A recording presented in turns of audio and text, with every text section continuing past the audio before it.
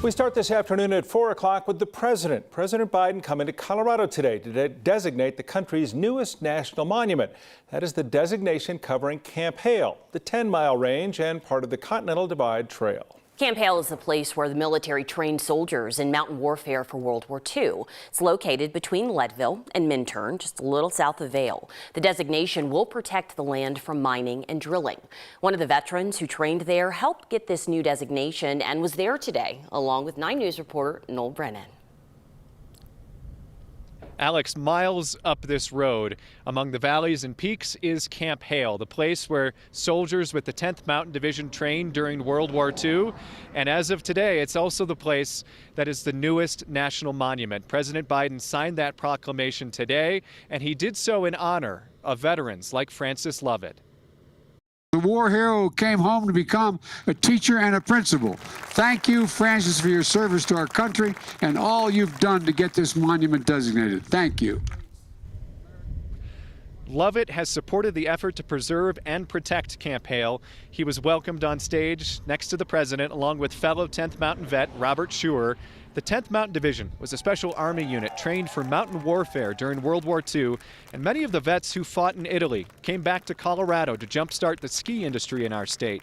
Colorado Senator Michael Bennet and Congressman Joe Neguse, both Democrats, have tried for years to push legislation through Congress that would protect Camp Hale. Today, President Biden made it happen using the same power Teddy Roosevelt used to create the first national parks. Since then, presidents of both parties have used the Antiquities Act to preserve America's natural treasures, from the Grand Canyon to the Statue of Liberty, to Colorado's canyons of the ancients. Today, the authorities under the Antiquities Act, I'm establishing Camp Hale Continental Divide National Monument today. We had a chance to talk to Francis Lovett yesterday. He's that 100-year-old veteran who was on stage. He said he was looking forward to today so he could shake President Biden's hand. Guys, he did that today, and he's also going home with one of the president's pens that he used to sign the proclamation. Oh, so special. Noel, I got to ask you, because they talked how tough the conditions were at Camp Hale for those soldiers as they trained for World War II. And we even saw it today. It's a beautiful day down here in Denver, but you get up there and the weather and the wind and the cold can get to you. It can be a world of difference, Tom, especially compared to right now and what we experienced this morning. Everyone was in hats and gloves. It was cold this morning, and you can imagine what those soldiers were dealing with years ago as they were training at Camp Hale. So it can be pretty brutal out here. And part of why they chose that area. Well, we'll get more from the president's visit at Camp Hale coming up from Noel Brennan at 5 o'clock. Thanks. The Biden administration also proposed protections for the Thompson Divide. That move would block any mining or drilling on the 225,000 acres in central Colorado. The Thompson Divide there near Carbondale. Democrats have been praising the designation for Camp Hale and the protections for the Thompson Divide, but Republicans have called it an overreach and a land grab. They'd stalled the CORE Act, which would have protected even more land. They claim that protecting land will prevent the mining and drilling operations. Colorado Republican congressional delegation saying that today's action prevents Coloradans from using public lands, also alleging that it could hurt the energy sector. Aurora Police and the 18th Judicial District Attorney's Office announced an arrest warrant for a 2006 cold case homicide. Salvador Hernandez Morales is wanted for 2 charges of first-degree murder and 1 charge of sexual assault in the death of Francisca Perea Dominguez. Perea Dominguez was found dead in her apartment in July 2006 from a single stab wound.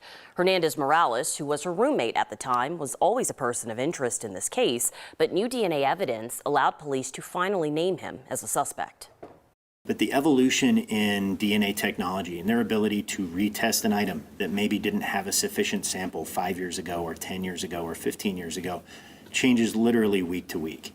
And so there are a lot of items as we look back on cases from this time period and even before 2006 time period where it wouldn't have been possible to get a sample to a lab to test, to compare, but now it is.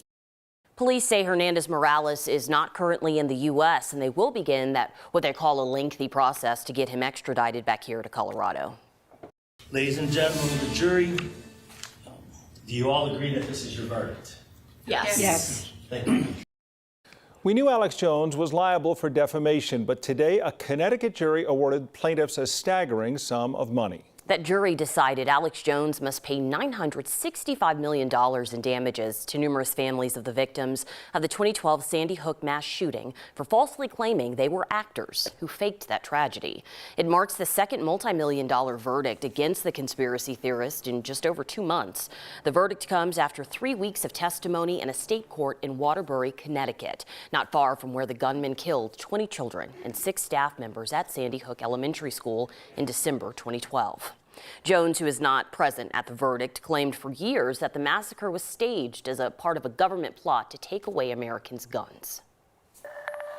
Let's turn to the Wednesday weather now. Look outside at a lot of blue skies, mild temperatures right around the city of Denver.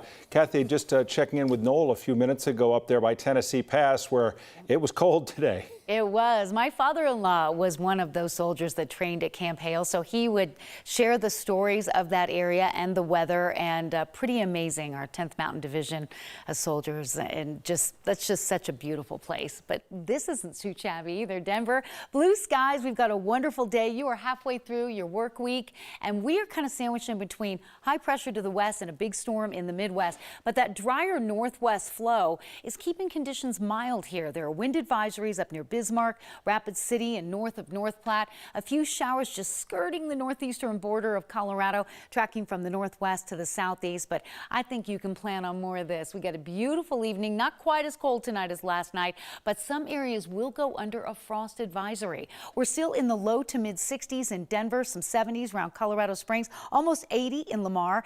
And throughout the next couple of hours, the numbers will come down a bit as the sun sets. And in Maine weather, we're going to talk a little bit more about that mild fall weather pattern, how long it might last, and then your next chance for rain showers.